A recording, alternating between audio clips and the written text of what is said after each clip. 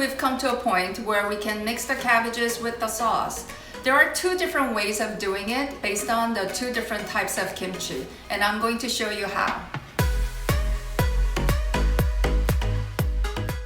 To make kimchi more flavorful, you can add herbs like green scallions and Korean chives. You can also use water parsley and mustard greens.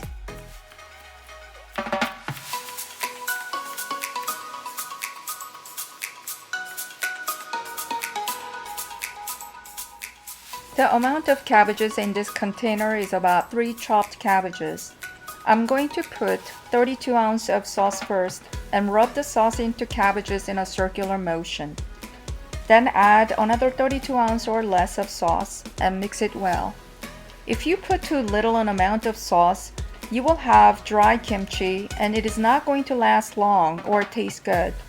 You need to keep kimchi moist at all times. Put finished kimchi in an airtight container and pack it down.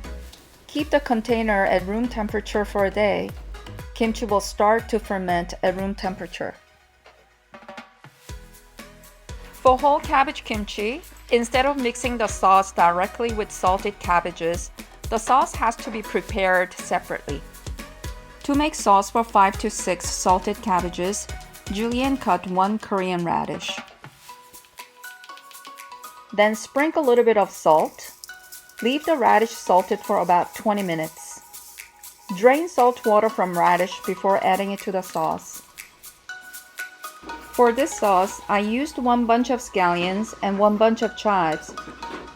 Chop them up in about 1-inch length. As you can see, I'm using a lot more scallions and chives for whole cabbage kimchi. Then I added 64 ounces of the sauce. Mix the sauce well into the vegetables. Keep in mind that you are going to apply the mixture to salted cabbages, so add enough sauce to keep the consistency of the mixture fluid.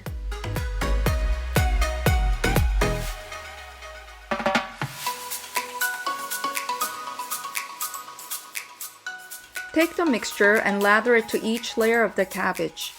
Make sure you lather the outer layer as well.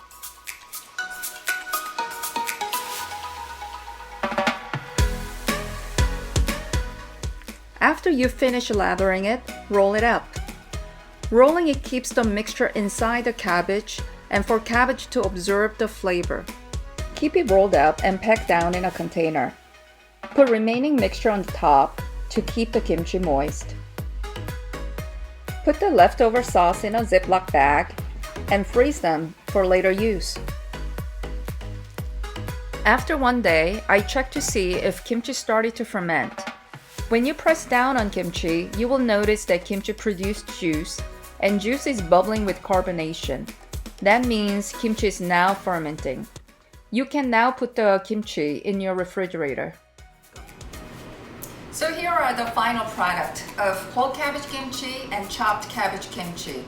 The best way to keep your kimchi fresh is that you keep it cold, airtight, and moist. If you do it that way, then the whole cabbage should last you about 3 to 4 months and chopped cabbage about 1 to 2 months. If you have any questions or comments, please email to info@kimchiculture.com. Thanks for watching.